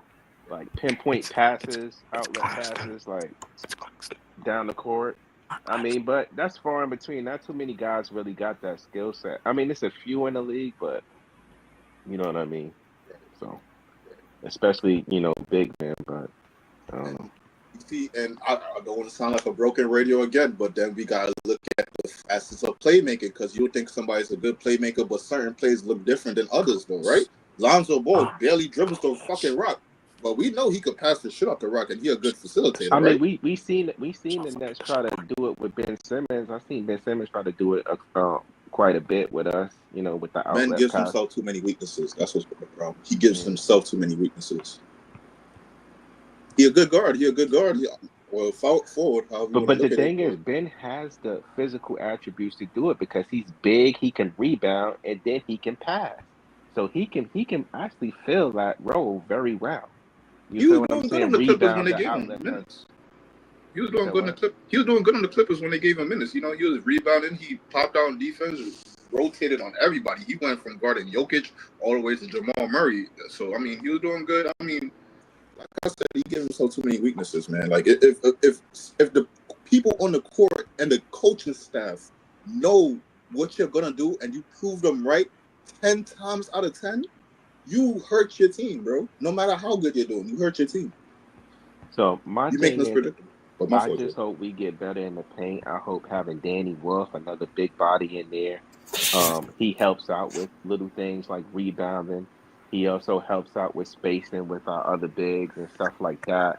I think Danny Wolf can unlock a lot of things on this team, on the offense and the defensive side with our big men. And I'm excited to see it, man. I hope it work out for us, man, because I'm tired of the Nets front core looking like a joke. For real. Danny Wolf might help us. Hopefully. Yeah, I mean, he can manipulate the PNR. He has the offensive skills to get the defense looking at him to manipulate shit. You feel what I'm saying? And he's 7 feet, so goddamn, he got to be able to grab something off the damn board. Well, you would think so, but Miles Turner is damn near like 7 feet too, and he was like the 10th leading rebounder. So it's like, oh my god, my nigga, like, oh shit. Yeah, I've just said it helps a little bit when you got 2 7-footers out there, man. Or guys that's almost 7 feet. Like, damn. I mean, we can't be that bad in rebounding having him and Clax on the floor together, or him and Dayron. Yo, sometimes it's not even like I said, like you gotta pay attention to like the fastest of rebounding. So sometimes it's not even like you a bad rebound. I mean, you could take it as you a bad rebounder, but like, yo, when you have to bang with people and you have to fight for that rebound, like you fighting somebody else for the rebound, like it's up in the air. It's like football, 50-50 ball. You gotta catch that shit. Yo, some people know how to fight for the rock better than you. So like they got longer wingspan, they could jump up high, they know to tip the ball and shit like that. Like some people just have a nose for the ball. Remember that kid we had with the dreads? And he was rebound. He had a real good knack for the ball. And he went to Chicago after he left. You talking about Ed? I think his name was Ed. Ed Reed. No, not Ed Reed. It was goddamn. What was this kid's name? He was there when KD and they was there, but he got a little chance with the Nets, and he took advantage of it, and then, he left us, but he went to Chicago. But he had a real good nose for the ball, and he could rebound. He always knew where the ball was. I'm gonna look his name up. Yeah, no, I think it's rebounding too. You know what I'm saying? It's also I mean, I said rebounding. I meant to say when it's come to rebounding, it's boxing out, like just get in position before they jump. You know what I'm saying? That's why guards get the rebound too. T.J. McConnell, you see him grabbing rebounds. He mad short. You know what I'm saying? Respectfully, a Shea. He's a guard too, but he was getting rebounds. And Jalen Williams, he was getting like 6 rebounds. Like guards be getting rebounds, man. And that it got a lot to do with boxing out. I just think that one of the coaching staff, the Brooklyn Nets guys, going to help with a lot of that. You know what I'm saying? With the players that we got. And, Danny Wolf, they say he working on his shooting. All of them working on their shooting. I seen a quote from Danny Wolf saying that they want him to work on his 3-point shot. He ain't been working on that. Like, the Nets been real intentional about how they want to play basketball. I think it's a good thing. It shows direction, shows leadership. But all they gotta do is continue to keep doing what they're doing. They don't have to do nothing hasty. You know what I'm saying? You got somebody, like Cam Thomas that know the system. No Jordy Fernandez. You got a bunch of new players coming in. Why not keep some of the players that's already been here? You know what I'm saying? It makes sense to me. But, not to say Kuminga can't come, but just because MPJ got a relationship with Jordy Fernandez in Denver as an assistant head coach, mean that we should just start fresh with all of these new guys, and they they just meeting Jordy. At least Cam Hey, Breezy, real quick. I found his name, Alizé Johnson. Remember Alizé Oh Johnson? yeah. Yeah, he's in the G League. He did get busy with us. I was like, yo, why they ain't keep dude? Yeah, I remember him. Yep. Yeah, he was a short power forward too. Yeah, but he had a good nose for the ball though. Like He did though. Yeah, I remember that. That's why I liked him too, because I ain't see how the hell he was grabbing all those rebounds in the first place. Word. He came out of nowhere, bro. Literally. Like, he was open. I don't know if he's still in the NBA though. Is he? Yeah, I don't think he's still in the league. Shit, we one day away from that Thursday. So, Bree, what you think based off of the Nets cap space? What's available, right? What you think is a fair deal? Not a long-term deal, a short-term deal, like a 2-year deal for Cam Thomas, maybe 2 years. Give him the player option heavy. The same year you giving him the player option, same year you giving him a lot of money. You feel what I'm saying? Like, you really get to decide, do you want to stay with us or not? Because we will pay you. We'll do right by you. And again, it's not just because of Cam Thomas. It's because you just drafted 5 rookies. So I'm not a strong that you're cap gonna guy. do good Can I ask y'all business this with. question? So it's $17 million. It's $17 million left in the cap this year. Is that's probably going to change next year, right? Because some people are going to drop off, or is that's just for this year, correct? 17 mil left in the cap, or is So that far, over a period of time? Nah, I think that's just for this year. Every year, I think it changes depending, contingent. Right. So they have to look out ahead to see how they're going to look financially to see if they can still sustain paying what their obligations and shit, right? Based off of who they sign. I don't know, man. 17 mil. I don't know, man. I mean, I think you could get a kid like, I don't know, man. You can give him like fucking 10, 12 mil somewhere around there. I think that's fair. Like, 5 mil is 5, 6 million is nasty work, in my opinion. I think you could give Cam anywhere between 10 to 12. Word. I don't think that's too bad. Yeah, did you speak on this, Joey? You seen this interview?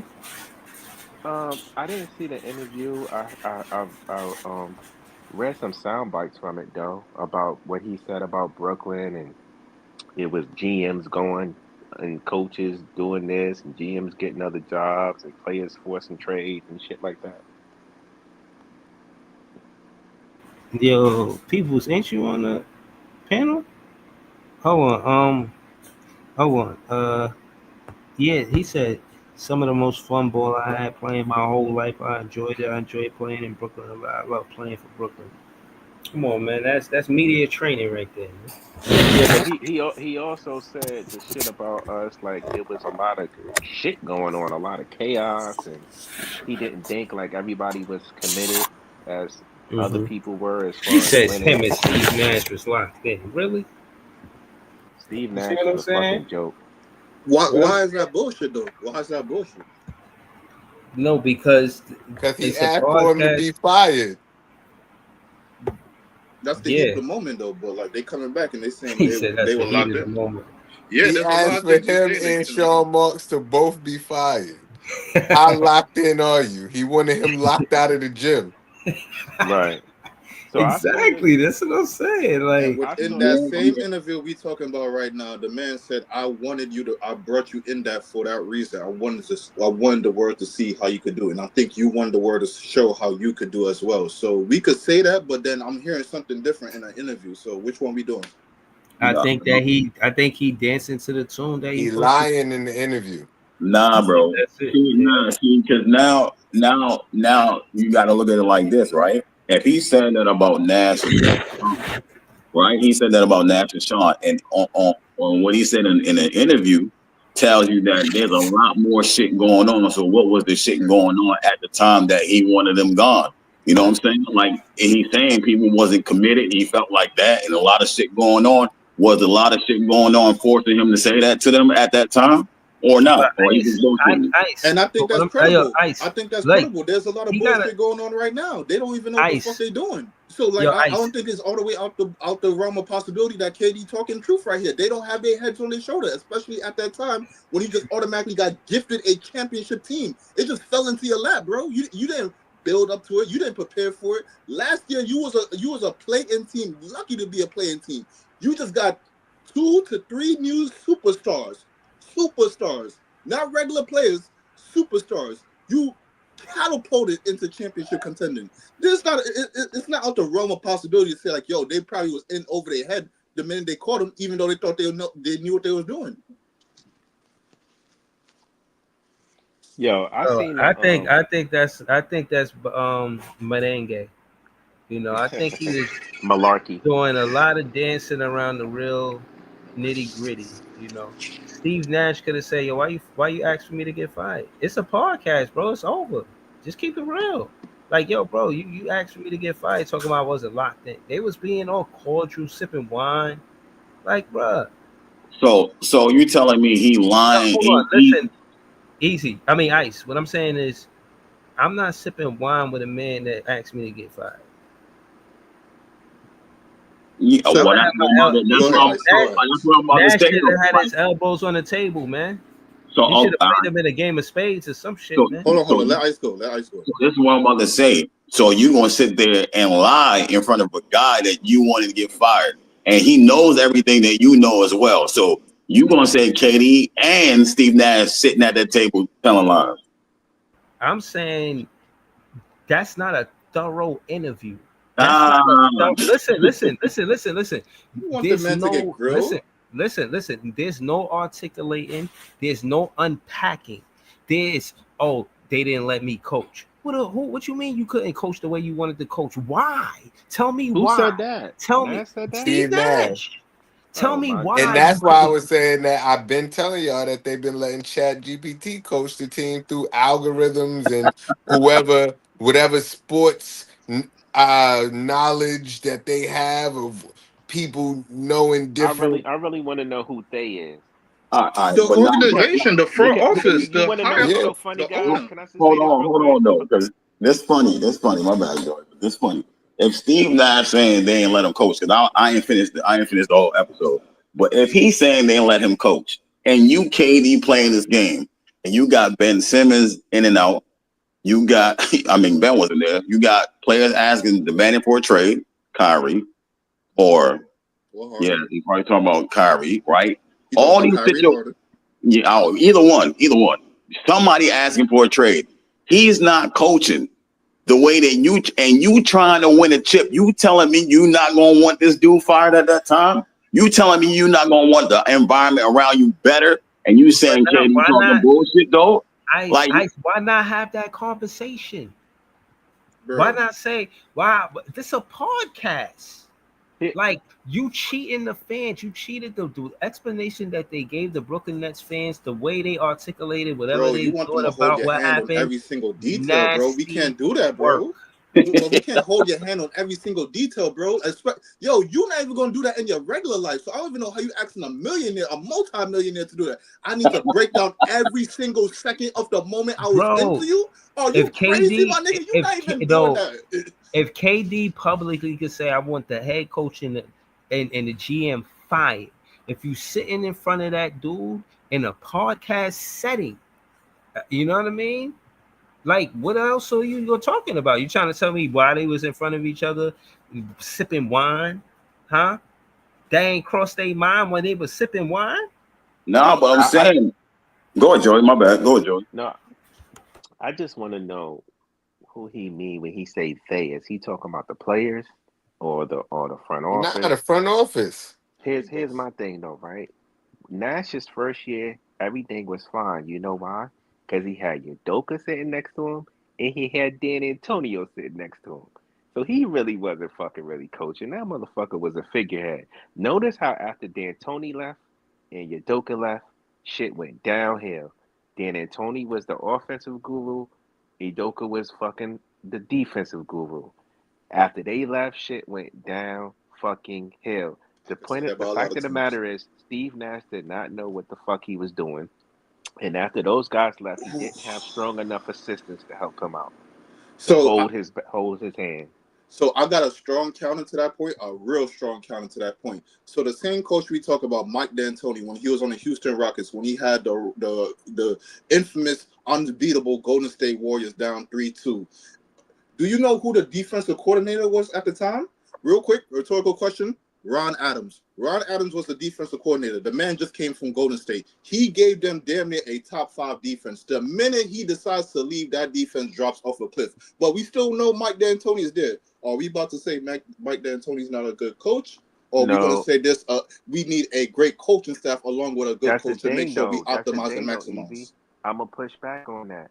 See, the thing is, Dan Antonio was never known as a defensive guy. He's an offensive guy. So if he brought that guy in there to take care of the defensive workload, then he leaves, then obviously it's going to be a hole there. So I'm not going to hold that against Dan Antonio because he was never a defensively minded coach in the first place. He's the total opposite. So to this point right here, if Ime Udoka leaves, Ime Udoka is a defensive coach. That's why you saw a lot of problems pop up in the offense in the Houston Rockets series against Golden State. Ime is really a defensive coach. He's and Mike D'Antoni, very defensive minded. And Mike D'Antoni is basically, we already know what it is, an offensive minded coach. Now, if you have a potent offensive staff like that, more times than not, the head coach doesn't need to do all the heavy lifting if you have a great staff like that.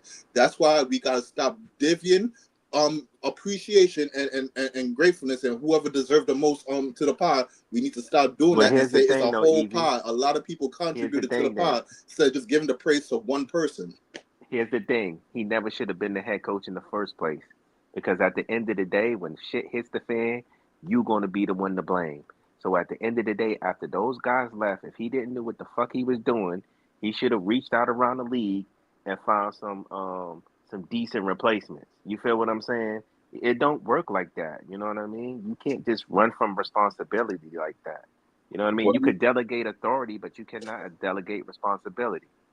Well, I'm glad you said that, Joey. You know what I'm saying? Because now, to KD's point, like I'm saying at the point, if you said that, you know what I'm saying, and he got a whole responsibility, well, KD, being a player, held Steve Nash to that responsibility and said, I need this dude fired. I'm trying to get my job done.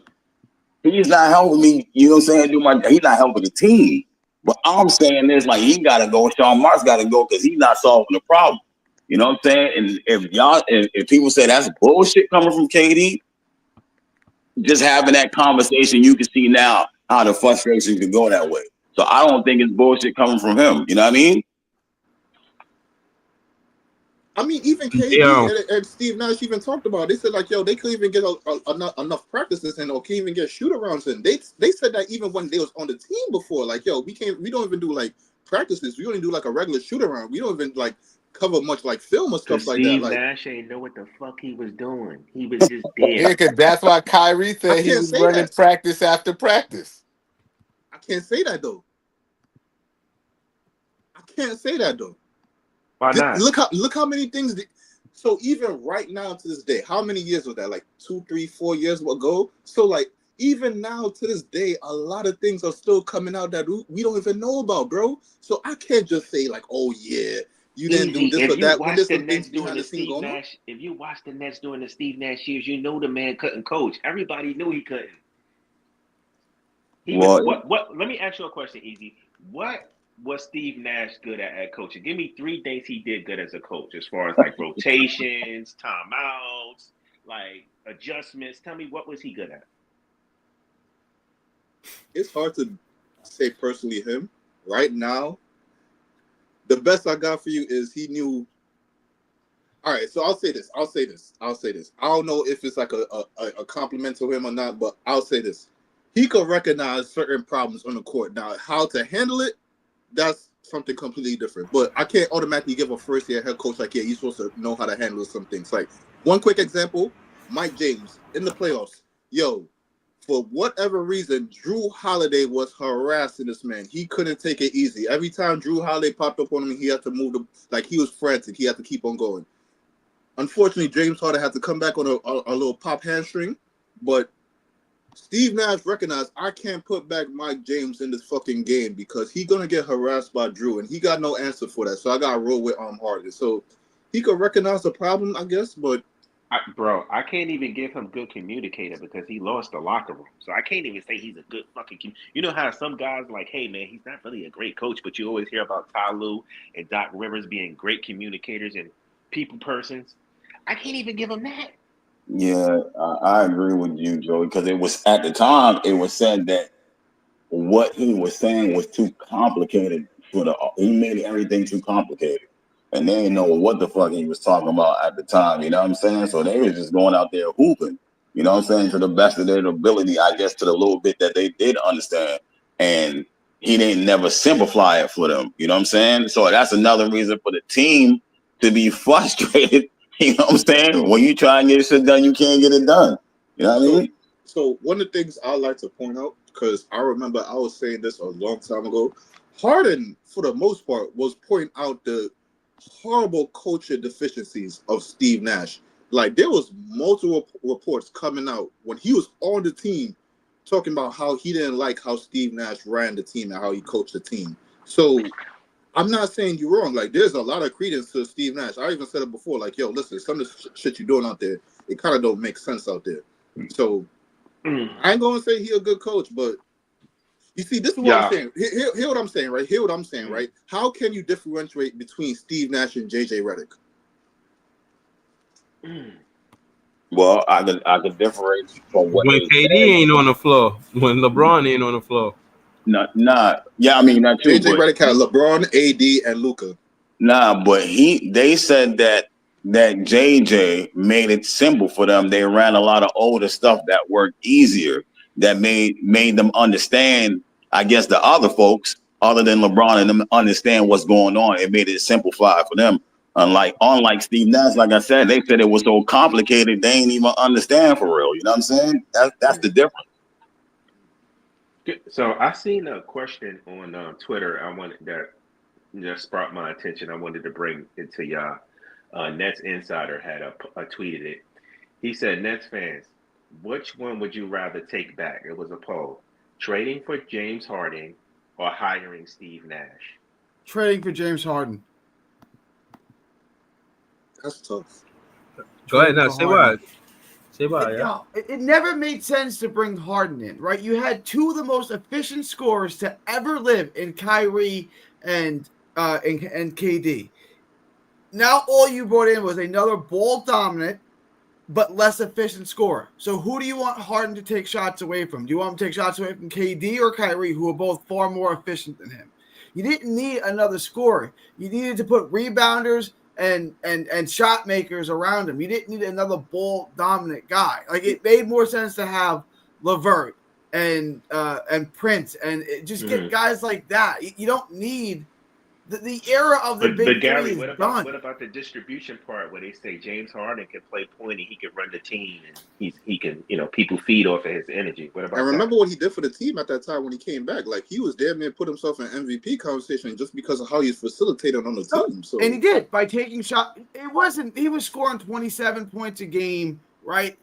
But it wasn't like you didn't have enough shot makers on the court. Like, he's just taking the ball. You still only have one basketball, right? So he's just taking shots away from KD or Kyrie down the stretch of the game. KD and Kyrie down the stretch of the game can create their own shots, right? Like, it made no sense. It wasn't, you weren't filling in need by getting Harden. It was just like you're trying to get an embarrassment of riches. You lost Jarrett Allen, you lost Prince, you lost all those role players, Karis LeVert, and then you didn't fix anything. You just made a strength even stronger. I don't know if I'm wrong about this, but sometimes I feel like Harden was an insurance policy for Kyrie. I don't know. Harden was an insurance policy for Kyrie. Nash not knowing how to coach. You know what I'm saying? No, seriously, like they like, yo, you should have heard Nash. He's not vocal. I seen him in press conferences with Sean Marks, and again, he was shy of words. So I'm saying that to say he's not vocal, and if you're not vocal and you're trying to lead men to a championship, it's not gonna work, bro.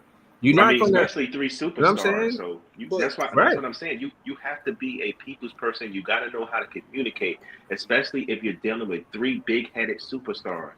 You got to be able to learn how to work across the aisle. You know what I wanted to say? That what if KD left Westbrook, but he didn't go to State. He went to Houston to play with Harden. That'd have been tough. I would have respected that way more. So what's your answer, Breezy, or between the question about what was the biggest mistake, the Harden trade or the Nash hire? Wait, but hold on. Before you answer that, real quick, because we can work from hindsight with this. We can work with hindsight with this. Remember, KD got hurt damn near every year he was playing for us, and Kyrie had them problems. So if we don't trade for Harden, are you telling me Karis LeVert, Jarrett Allen are helping keeping the ship afloat? No, what I'm saying is, to answer the question, it was Steve Nash hired.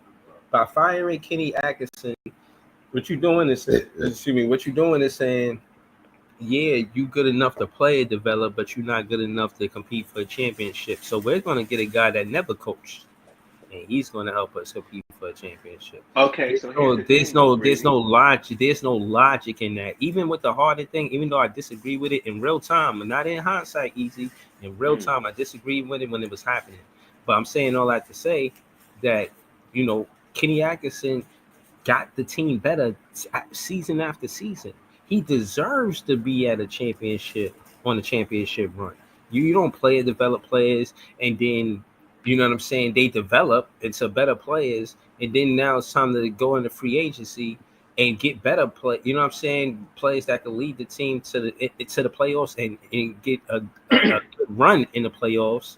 And then you fire that guy. I just think it wasn't just. And I hope the basketball karma is over for us firing Kenny Atkinson, bro. Real quick. Let me just say this. Is it safe to say the superstars had a big deal to play in this whole fucking coaching debacle, though? Because at the end of the day, it was reported that the stars got Kenny fired. So you get Kenny fired. Then you fucking co-sign the guy who has no coaching experience. Then he comes in there. Then you realize he don't know what the fuck he don't know what the fuck he doing. Then you stop listening to him. Then you get him fired. So What are we talking about here? At the end of the day, KD, Kyrie, and them have to take some accountability for that. Because they didn't want to listen to any of them. 100%. That's the minute they got through the door, they got rid of Kenny Atkinson. Because I'm pretty sure if KD and Kyrie vouched for Kenny Atkinson, he would have not gotten fired. No way Kenny Atkinson gets fired if KD and Kyrie want him there. No fucking way. Right. And they're the ones who got him fired. They said we don't want to play for that nigga. And I think he got fired mid-season. It's not even like that at the end of the season. That all the day. They like, no, KD and Kyrie them didn't get Kenny fired. I'm like, what are you talking about? It was reported that they wasn't feeling Kenny, bro. They wasn't listening to him. And multiple fucking reports. You even need a report it was for that. Marks. It was Marks that fired. Yeah, Marks ultimately fired him because he's the fucking GM and that's his job. But it wasn't his fucking sole idea to just get up one morning and fire Kenny Atkinson.